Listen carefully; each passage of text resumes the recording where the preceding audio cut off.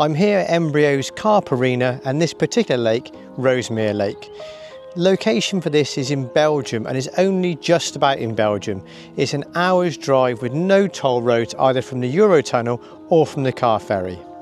Rosemere's got 5 pegs on it, and 2 of the pegs, mainly the pegs we're fishing, are at the other end of the lake. So to get to those you either need a power barrow, a sturdy set of legs, or do what we did, load all the gear into the boat, stick your outboard on and bring it across in the boat.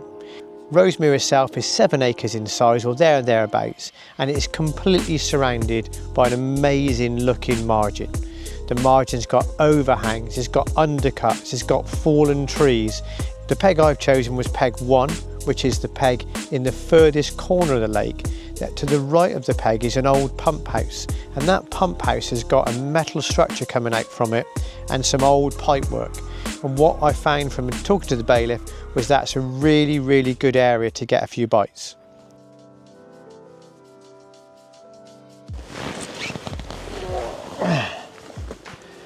Well, there we are, less than 24 hours into the session on Rosemere.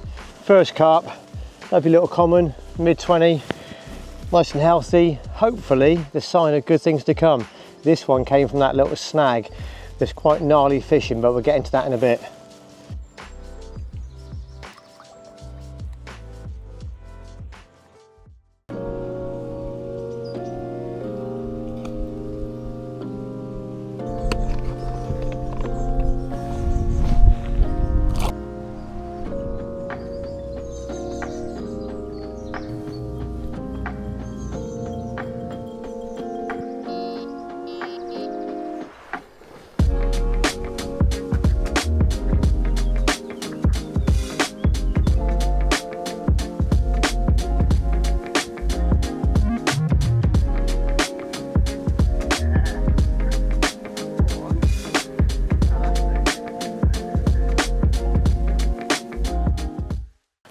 Wow, check out this gnarly one.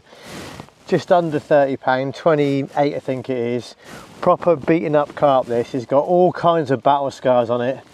I think it spent its life living in the jungle that is the snags in this lake. It's got a split fin there. This side of it looks like it's done 5 rounds of Mike Tyson, but it's still a very welcome carp. Pop it back, try and catch a bigger one. When fishing into snags and obstacles and not wanting to lose fish into those snags, the best thing to do is to fish with strong tackle. To that end, I went for £30 braided mainline through to a £50 mono snag leader.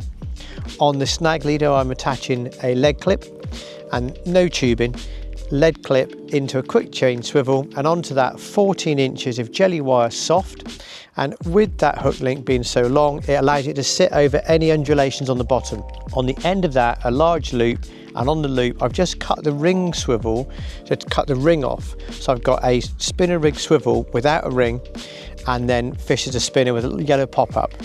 The idea being the pop-up will sit nice and low to the bottom, a little bit of bait around it, the rig can sit over any kind of detritus on the bottom, and the kit is strong enough to land the fish.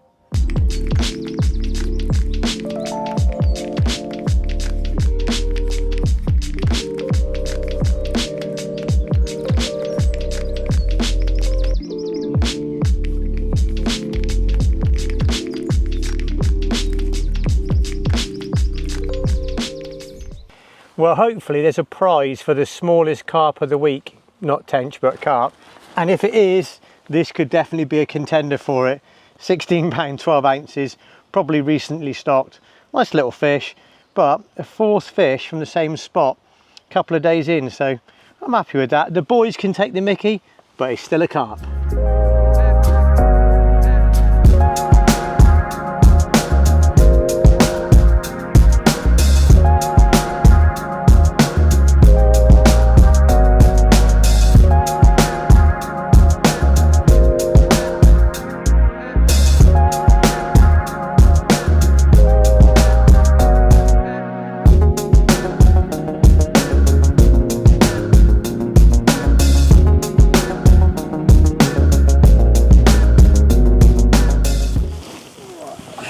Well, finally, they got a little bit bigger. That little honey hole, tiny spot within a snag, Bit gnarly to be fair, consistent bait and approach, keep putting the same rig in, catching fish, and this one, a bit bigger, mid 30, I think 35 pound. Let's pop this one back and try and keep going. So for my open water rig, I'm using the Combi multi-rig, which I'm sure you've seen tied a million times before, but I'll tell you how mine varies ever so slightly. So I'm using the fluoro wire in a soft, and that's 25 pound. That's crimped at one end into a loop with a short anti-tangle sleeve over it. That's tied to a piece of jelly wire bareback, which is an uncoated braid, and that is all brighted on. That ends up being 7 inches of the fluorocarbon and about 2.5 inches of the bareback loop. Onto that I attach a kicker, and then onto that I attach the hook, and the hook here is the grabber hook, and I'm just using it at the packet, not sharpening it whatsoever. Then of course is the little bait swivel, and on it goes. Now this means I can change the hook quickly, as you know, with the Combi multi-rig. Over the knot I put a small amount of putty, and then what I'm doing is shot on the hook, but it's not shot on the hook, it's putty on the hook. And I get a small amount of Atomic super sticky putty, and I just mould that just there on the hook so that the hook is heavy at the point end, so as it goes in the mouth it turns and drops and is there. The hook bait for the multi-combi is pretty straightforward. I take a hard hooker code hook bait, which has been soaked in the hook bait liquids. I then just slice off the top and then put half a bright yellow blank saver pop up on the top of it. This creates not really a wafter, more of a bottom bait with a sight on the top. Well, I've only just slipped back a mid 30, and then this 24 pounder came along on the middle rod, again fished along that snag. Not in the same honey hole, but just slightly to the left of it. There was an area that one of the lads saw a fish show on, and here we go, the first fish from that second spot. So maybe got 2 spots rocking now. Let's get these rods back out. I feel like it's a good day for fish.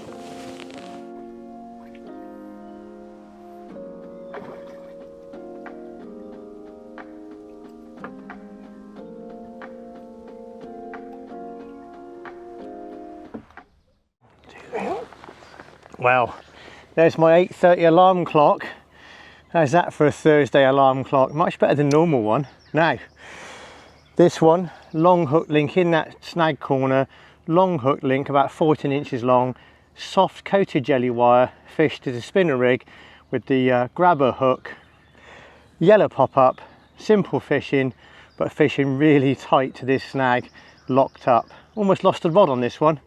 So as we head into the last couple of nights on this trip, the hope is that the fish will feed in the snag, and I'll continue to get a couple of fish off of that, and hopefully out in the open water. That said, as you can see, the sun has come out. Now all week we've had overcast weather, we've had strong winds, southerly winds, but it was cold and lots of rain. Whereas now, pressure's gone up, we're pre-spawning here at Rosemere as well, so there is a concern these fish might switch on. Certainly if this weather continues, next week could definitely be spawning, but at the moment no signs of spawning on the lake, so fingers crossed they'll feed, not do anything else. Oh wow, there it is. We've come to the end of this session here at Embryo's Rosemere Lake, and it's a well-timed exit, to be honest. I put the drone up earlier on, the temperature has rocketed in the last 24 hours, and now the fish are all grouping up, getting ready to spawn. I've enjoyed this trip. I hope you enjoyed this little film, and if you did, please do like and subscribe, and I'll see you in the next one. Let's get back to that tunnel.